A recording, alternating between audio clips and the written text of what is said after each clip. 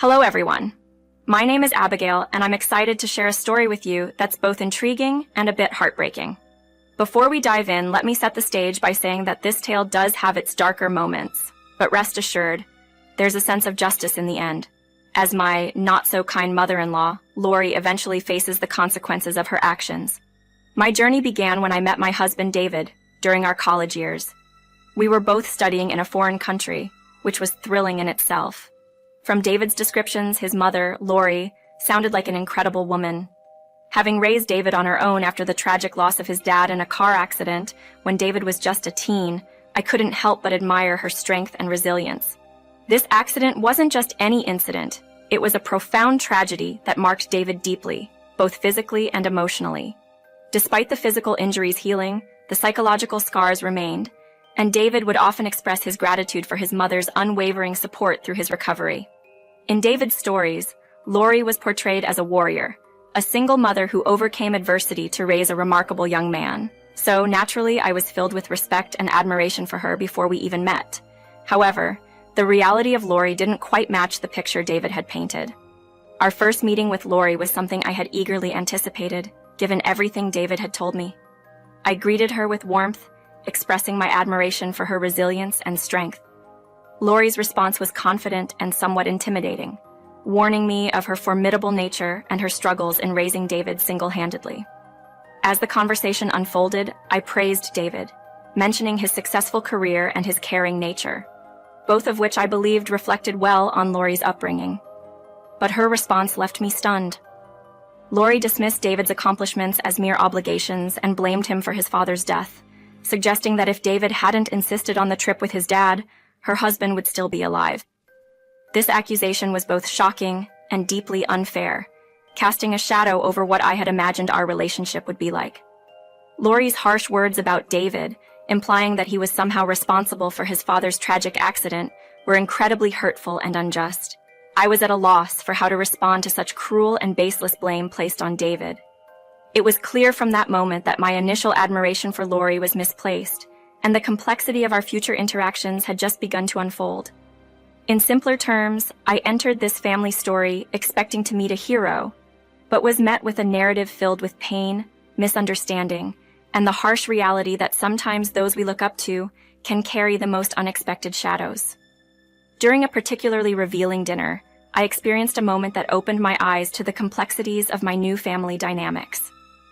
As we sat together, Lori, my mother-in-law, reminisced about the loss of her husband, subtly reinforcing the guilt she placed on David, my husband, for his father's death. David, with a heavy heart, accepted the blame, apologizing for insisting on the trip that led to the tragedy. Lori then turned to me, warning me about David's priorities, making it clear that he would always put her first due to his sense of duty and responsibility towards her. This interaction was a shock to me, watching David accept blame and Lori emphasizing her importance in his life over dinner. Over the next 4 days, staying with Lori provided me with deeper insights into their relationship.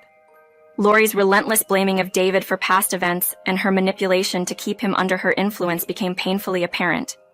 It seemed she had engineered her life to ensure David's support by continuously making him feel indebted to her. Witnessing this dynamic, I felt an overwhelming sympathy for David, who seemed trapped by guilt and obligation. One evening, I attempted to discuss this unhealthy pattern with David, hoping to offer him a different perspective. I urged him to see that his mother's accusations were manipulative and unfair, aiming to control him by exploiting his guilt over his father's accident. David, however, resigned to his sense of duty, insisted that he bore responsibility for his father's death, and that caring for his mother was a promise he couldn't break. Despite recognizing the manipulation, David felt compelled by a promise to his late father to support Lori, no matter the cost to himself. Despite my efforts to help David see the manipulation for what it was, he remained steadfast in his loyalty to Lori, convinced that he owed her everything for the loss of his father. Lori, fully aware of my attempts to change David's perspective, cleverly worked to sow discord between David and me, ensuring her control remained unchallenged. This entire ordeal left me grappling with complex emotions. My initial respect for Lori crumbled as I came to realize the extent of her manipulation and control over David. The situation painted a picture of a deeply entangled relationship fueled by guilt, duty, and manipulation, challenging my understanding of family dynamics and testing the bonds of my relationship with David. Despite the challenges, I remained determined to find a way to support David, hoping that one day he would see the truth for himself and break free from the manipulative grip that held him back from true healing and happiness. Marrying David was a choice I made wholeheartedly because he truly was an exceptional person. His love was genuine, and his vulnerability only drew me closer. We committed to each other, and soon after, David went the extra mile, buying us a lavish mansion to start our new life together. However, our joy was short-lived. Lori, David's mother, arrived unannounced at our doorstep, bags in tow, proclaiming her intention to live with us. Her justification? She felt entitled to David's support and our home because, in her view, David was responsible for her husband's death. This notion alone was enough to boil my blood. Lori wasted no time making herself at home, chastising David for not inviting her sooner. David, ever the dutiful son, reluctantly agreed to her staying with us. He was already bearing the financial burden of her expenses, so this was just another step for him. However, for me, it was the beginning of a nightmare.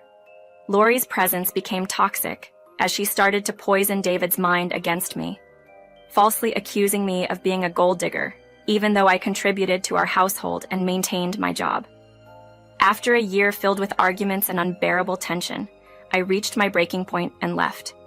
I found refuge in a friend's vacant apartment and presented David with an ultimatum. I made it clear to David that living with his mother was untenable.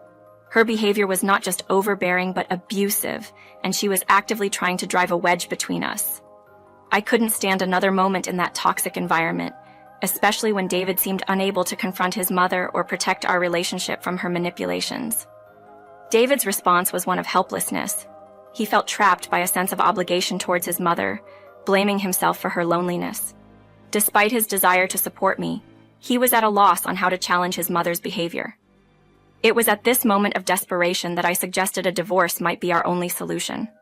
The thought of ending our marriage was heartbreaking, but living in the shadow of Lori's manipulation was unbearable. I needed David to realize the severity of the situation and make a definitive choice. Either we would stand together as a couple and set healthy boundaries, or I would have to walk away for good. The turmoil had taken its toll, and I was prepared to do whatever was necessary to escape the constant strife Lori brought into our lives. The prospect of staying with someone unable to defend me was disheartening. Yet when I voiced my intentions to leave, David's reaction was one of sheer panic.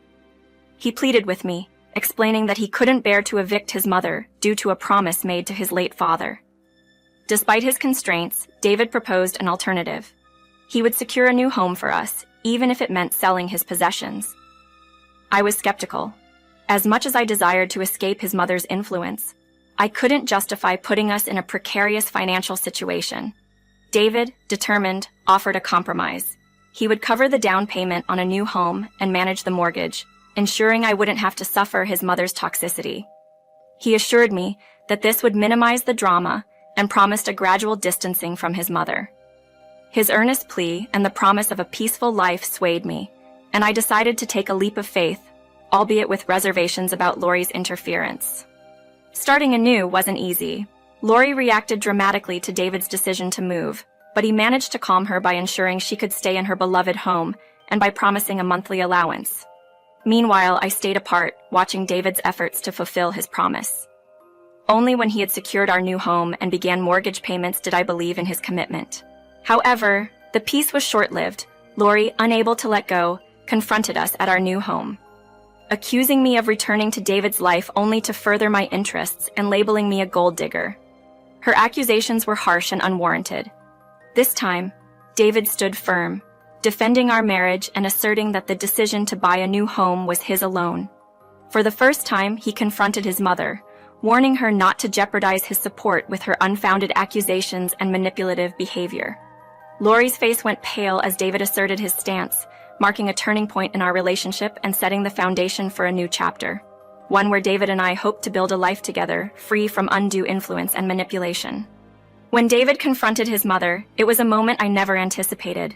It might seem minor to others, but for me, it was monumental.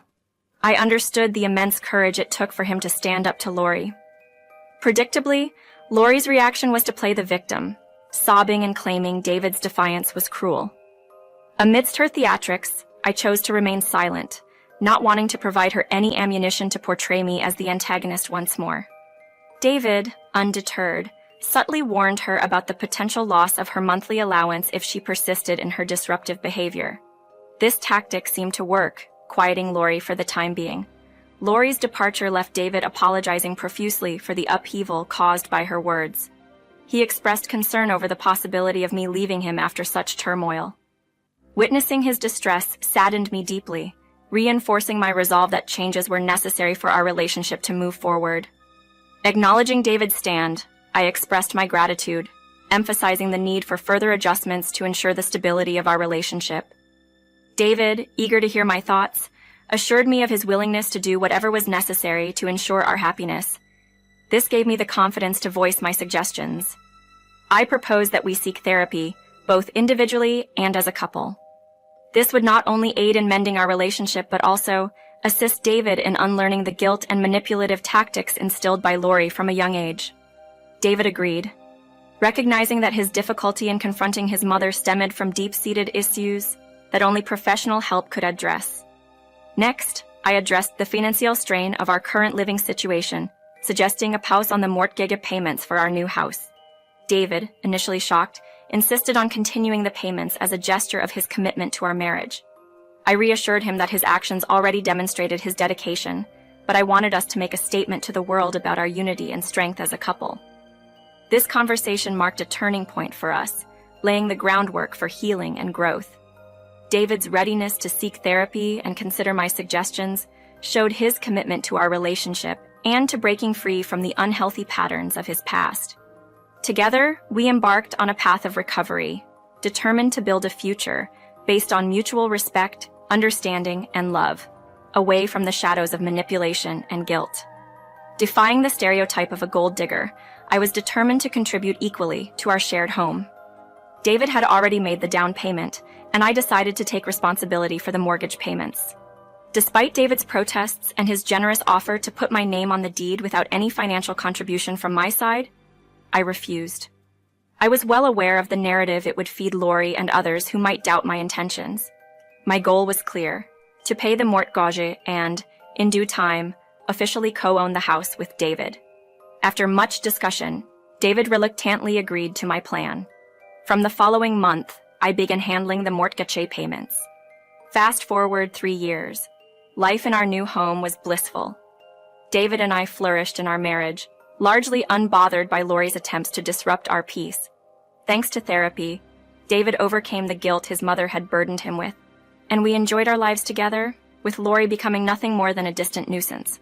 However, our happiness was shattered when David was diagnosed with a rare disease, leaving him with just a few months. The time following his diagnosis was indescribably painful, but we cherished every moment we had left together. David passed away 4 months into his diagnosis, leaving a void in my life that words fail to capture. Lori wasted no time showing her true colors after David's passing. She appeared at our doorstep, claiming ownership of our house, based on a supposed promise David made to leave the house to her in his will. Her audacity to claim the house as hers, mere days after David's death, ignited a fury within me, but her words struck fear into my heart. In the whirlwind of our lives, David and I had neglected to add my name to the deed, leaving the house solely in his name. Lori's claim, though horrifying, was grounded in a harsh reality that David and I had overlooked the legal formalities of ensuring our shared ownership was legally documented. Now, faced with Lori's bold assertion and the omission of my name from the deed, I found myself on the precipice of a legal and emotional battle for what David and I had built together. Struggling to comprehend the possibility that David could have left me in such a precarious position felt like a betrayal, yet I held on to hope until the will was disclosed. The atmosphere was charged with tension during David's funeral, partly due to the palpable animosity between Lori and me. Lori's performative grief, punctuated by smirks thrown my way, tested my patience, but I chose to focus on mourning. David quietly, avoiding any conflict on such a somber day. The moment of truth arrived with the reading of David's will, a session that promised to unveil the future of the home I had invested in. To my initial despair, David had named Lori as the beneficiary of our new house. Lori's gloating in that moment was unbearable, asserting David's allegiance to her above all. However, her triumph was short-lived. As the lawyer continued, it became evident that Lori had celebrated too soon, missing the critical details that followed. David's will cleverly delineate the distribution of his properties, much to Lori's dismay. The smaller house, recently acquired, was left to Lori, complete with its ongoing mortgage obligations, a fact she had ignored in her haste to gloat. Meanwhile, the larger house, the very one Lori had arrogantly claimed as hers, was rightfully bequeathed to me. David's strategic planning ensured that Lori would need to vacate the larger home and assume the financial responsibilities of the smaller one. The revelation left Lori dumbfounded, her earlier confidence evaporating as she grasped the reality of David's final decisions. Her protests and accusations of deceit were promptly dismissed by the lawyer, who stood by the legitimacy of the will. David had orchestrated a posthumous maneuver that not only secured my rightful inheritance, but also served as a fitting counter to Lori's greed and manipulation. Lori's disbelief and accusations did nothing to change the legal outcome. David, in his wisdom, had ensured that justice was served, leaving Lori to confront the consequences of her actions and securing for me a semblance of vindication. This twist in David's will not only protected my interests, but also underscored his deep understanding of the dynamics at play, offering me a final gesture of support and love from beyond the grave. Refusing to engage further with Lori's antics, the lawyer assured her he would provide a copy of the will for her scrutiny. Despite her immediate declaration to verify the contents herself, the lawyer's annoyance was evident as he complied. The document confirmed everything he had outlined. My husband had masterfully turned the tables on Lori in what seemed his final stand against her manipulative ways.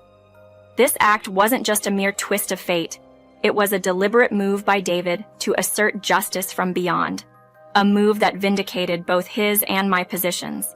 Lori's reaction to the reading was nothing short of theatrical. Her denial turned into hysteria, accusing everyone in the room of conspiring against her.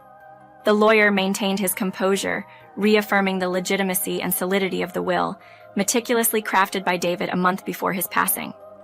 Lori's threats to contest the will and sue me were met with a reminder from the lawyer about the will's ironclad nature, effectively silencing her with the realization that any legal battle would be fought on her dime. The mention of the discontinuation of her allowance struck a chord of panic in Lori. Accustomed to David's financial support, she had not anticipated the possibility of being left without a safety net. Her entitlement crumbled when the lawyer clarified that without a specific clause for an allowance in the will, she had no claim to any financial support, especially since David's assets were now rightfully mine. Lori's meltdown escalated as she confronted the reality of her situation, her dramatic display failing to elicit any sympathy from me. As she lay on the floor, consumed by her despair, I exited the meeting with a sense of closure, leaving Lori to grapple with the consequences of her actions. In the weeks that followed, Lori's desperation to overturn David's will led her on a futile quest for legal assistance, draining her finances in the process. Meanwhile, I took legal steps to reclaim my property, serving her with an eviction notice. Faced with the loss of her home and financial support, Lori resorted to pleading and manipulative tears, attempting to sway my decision. However, the line had been drawn. David's will not only ensured Lori faced the repercussions of her greed and manipulation, but also secured my future, freeing me from the burden of her toxicity. Lori's attempts to undermine my resolve only reinforced my decision to move forward, honoring David's legacy by upholding the terms of his will and starting anew, unburdened by the past. After shutting the door in her face, I started living with a friend and eventually moved into the big house once Lori was pushed out. She ended up in a small house, burdened with a mortgage she couldn't afford. Without any personal savings or job, she was forced to sell it quickly. Losing a lot of money since the house wasn't fully paid off, she barely scraped together enough to last her a year. Watching from my new home, I saw Lori's downfall firsthand. In less than a year, her poor decisions left her without a home and money. When she came back to me, trying to pull at my heartstrings by mentioning what her son, my husband, would have wanted, I couldn't help but remind her of his actual wishes. She was speechless, clearly out of options. It's funny how things turn around. Karma did its job. I bumped into her recently while shopping. She's working as a sales associate and acted as if we were strangers, which was fine by me. Rumor has it, she's now sharing a place with 6 others. It seems she's getting what she deserves. As for me, I'm enjoying my life in the big house, cherishing the memories of my husband, happy and at peace with being on my own. It's a stark contrast to the chaos Lori brought into our lives, and I'm grateful for the quiet.